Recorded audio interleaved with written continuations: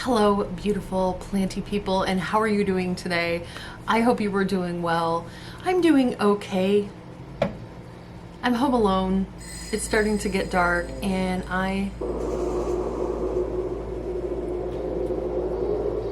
am freaking myself out. I keep hearing things, and it's making me scared. Anywho, for those of you who are new here, hi, hello, my name is Nikki. This is my channel, Plants, Pots, and Whatnots. And for all of my gluttons for punishment who keep coming back for more, thank you so much. It is amazing to see you. So today is my Halloween special. So today I have a really fun video planned for you. I have teamed up with an amazing podcast called Nightmare Society, and they are a podcast that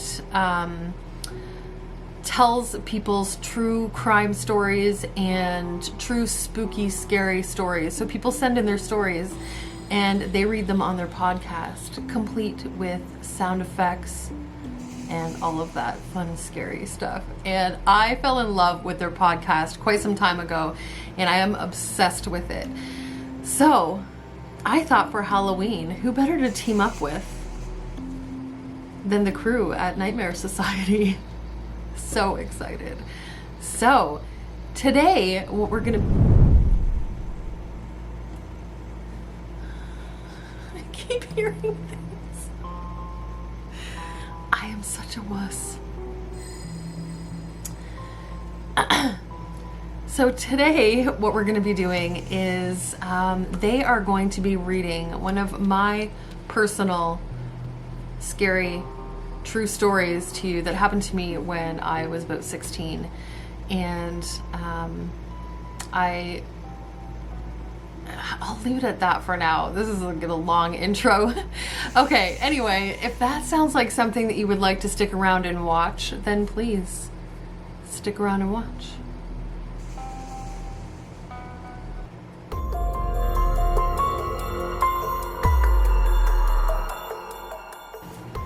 Okay, so first I want to explain a little bit about Nightmare Society. So if you want to check them out, they are available on all of your podcast players, Spotify, Apple Podcast, Apple Play, Google, I don't know. All of the podcast platforms. You can also go and follow them on Instagram at Nightmare Society Radio. You can even submit your own scary stories to them, and they could potentially use them for their podcast. I'm very excited because my story actually featured on their podcast yesterday, and which I think is pretty cool. They did an amazing job, and I'm really excited for you guys to hear this. So as I'm... Did you hear that? I am such a wuss. As I was writing this story out to send to them, it was really late at night. It was about 12, I think I started writing it around 11 o'clock at night. And as I'm writing it out, I'm recalling it all because I hadn't told this story in quite some time. And it was really unsettling. So as I'm writing it out, it's getting later. I'm home alone. I just had the animals here. And you know how animals get when, like, they hear things that you don't hear or whatever, and it just makes you really freaked out. They kept doing that, and then as I'm writing it, everything's coming back to me and all the things that I felt at that time, and I just couldn't take it. It was about 12:45, and I had to put the story down and stop writing because it was freaking me out that badly. So while you listen to that story, I am going to be showing you some things that I picked up at a couple of the local dollar stores here that I'm going to use to Halloweenify some of my plants and some of my spaces around my house. So, without further ado, I really hope that you enjoy this video, and I hope I can make it through without getting totally spooked and locking myself in the bathroom.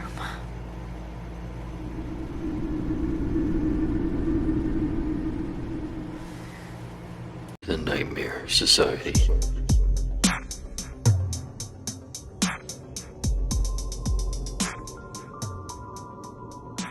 This story takes place when I was about 16.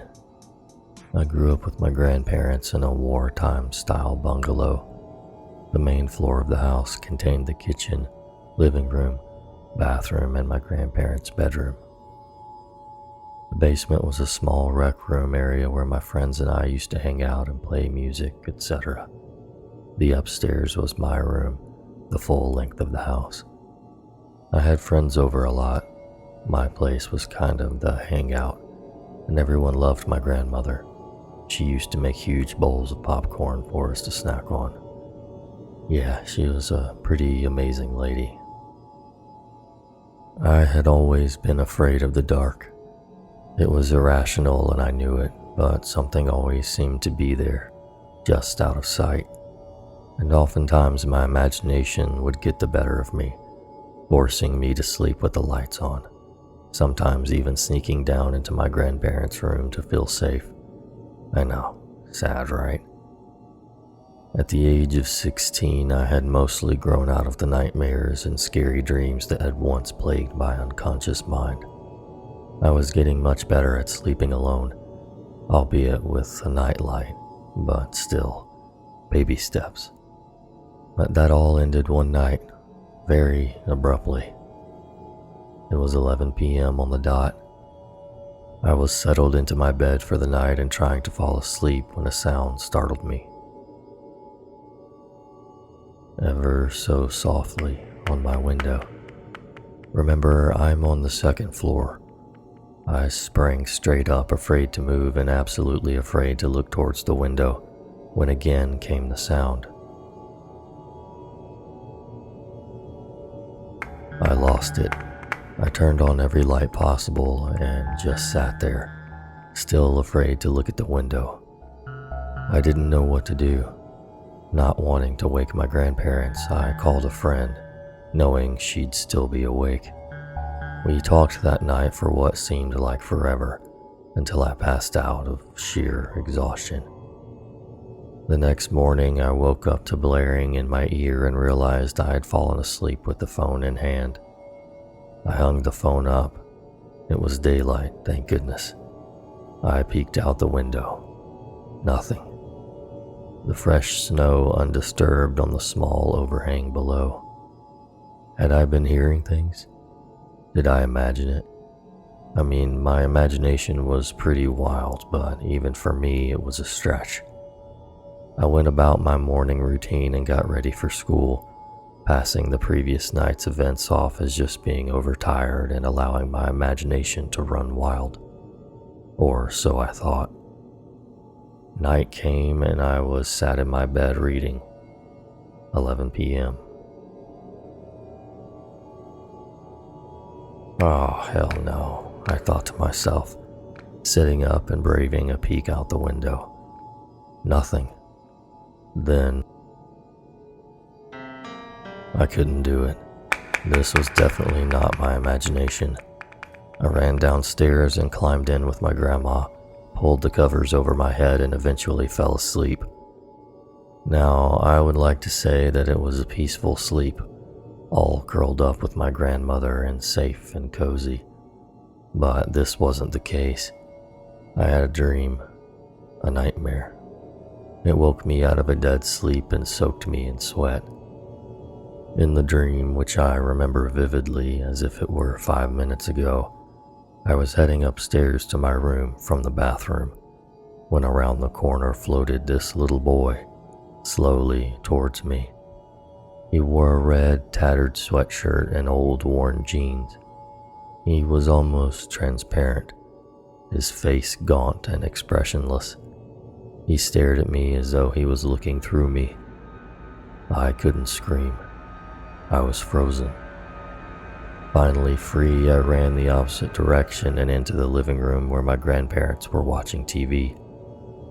I tried to explain what I had just seen. The words wouldn't come out. I stammered. boy. then leapt boy, onto the couch on the furthest wall from the hall that now contained this horrifying ghost boy. I was still trying to get the words out when the little boy appeared in the doorway of the living room, still staring straight ahead. I pointed at the boy, trying to get my grandparents to look when the boy opened his mouth in a silent scream, a very large, unnatural scream. I woke, hysterical and in tears. No more sleep tonight.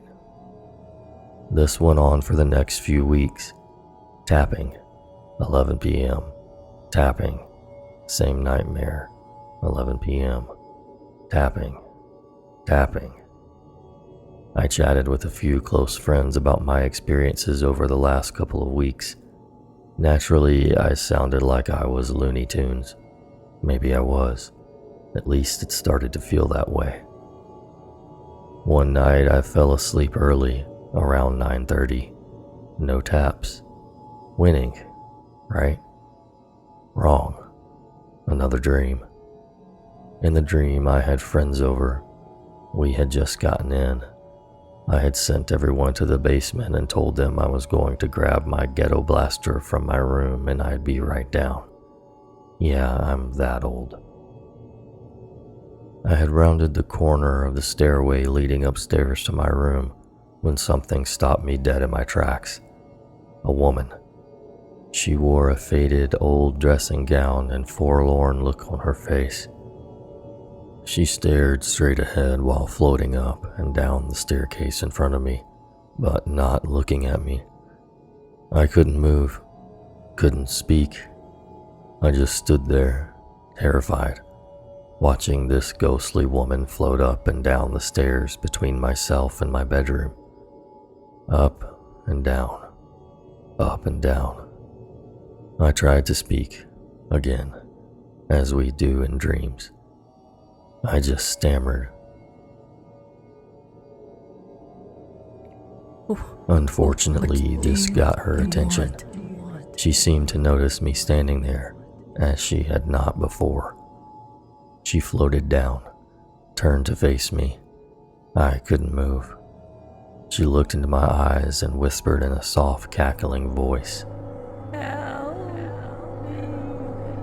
I woke up.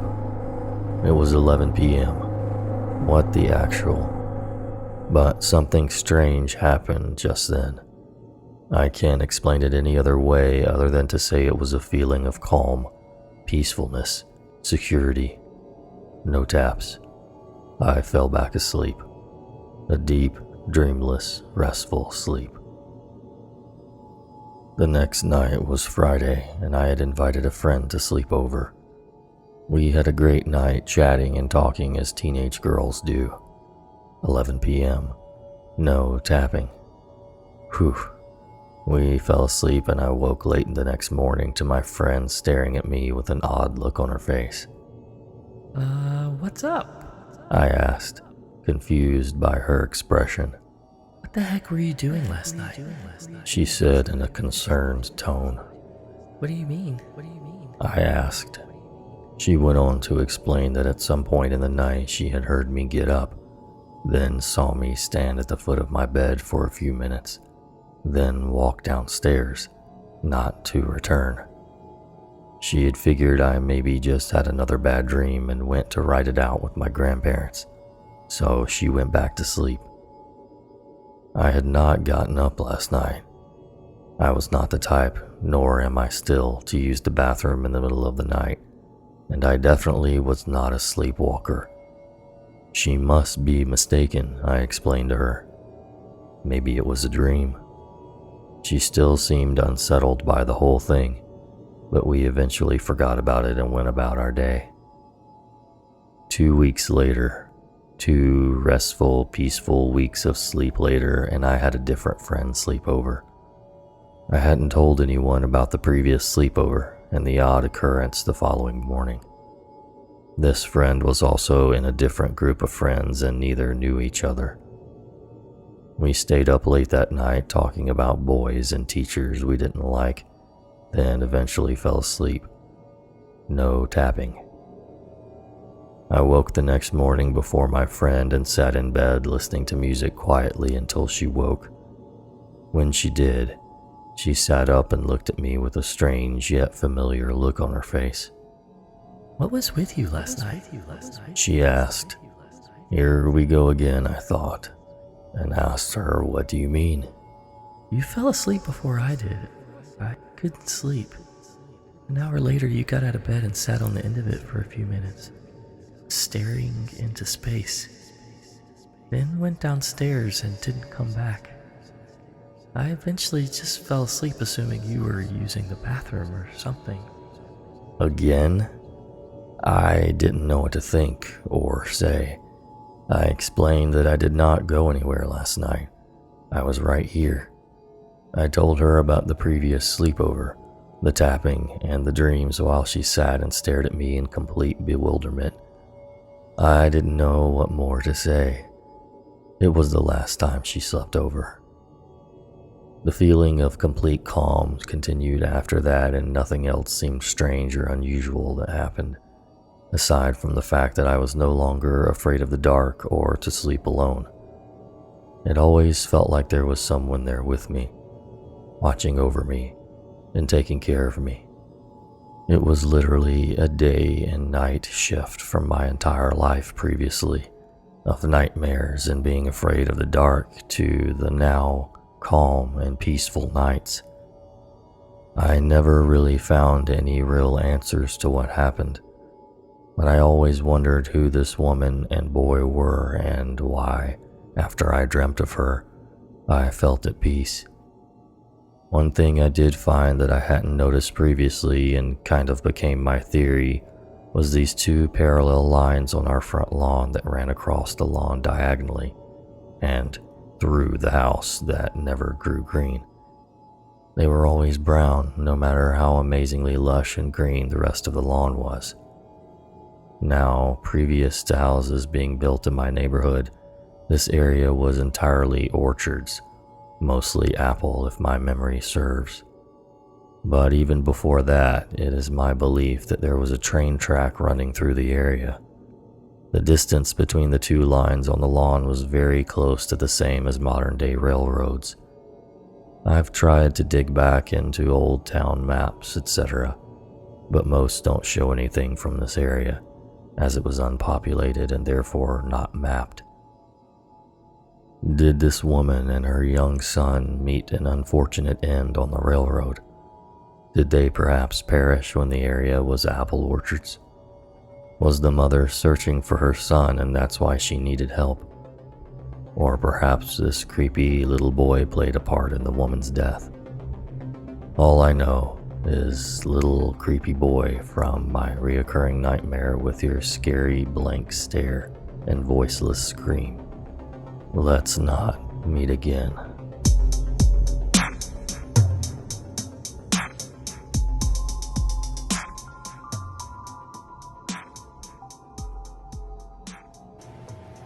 I don't know where she went.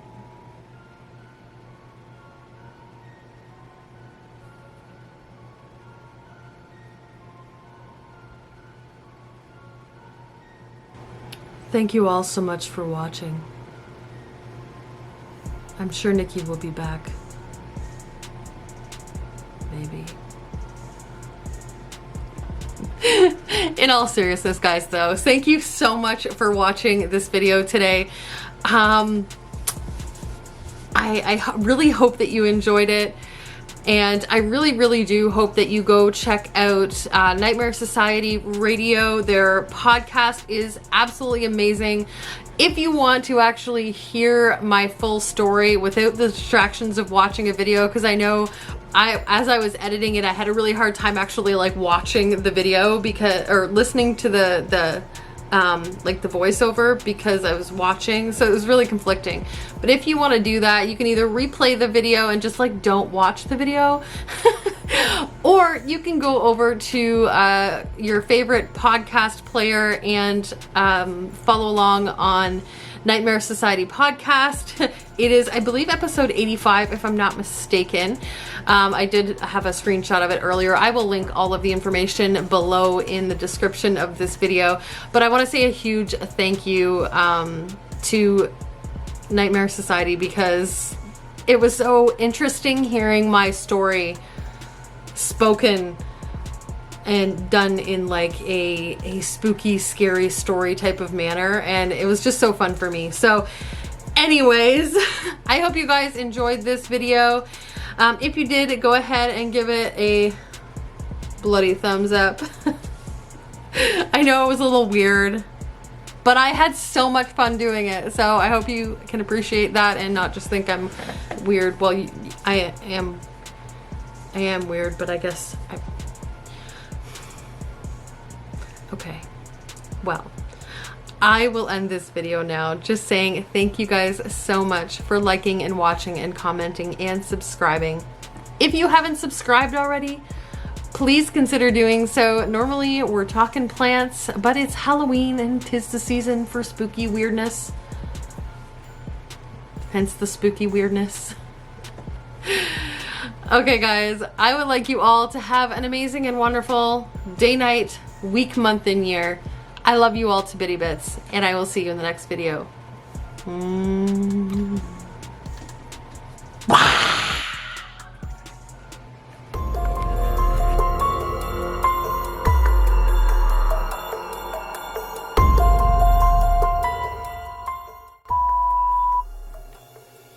do you work this thing?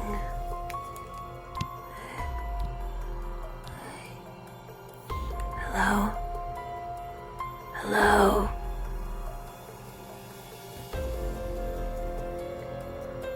Nikki, how does this work? Hello?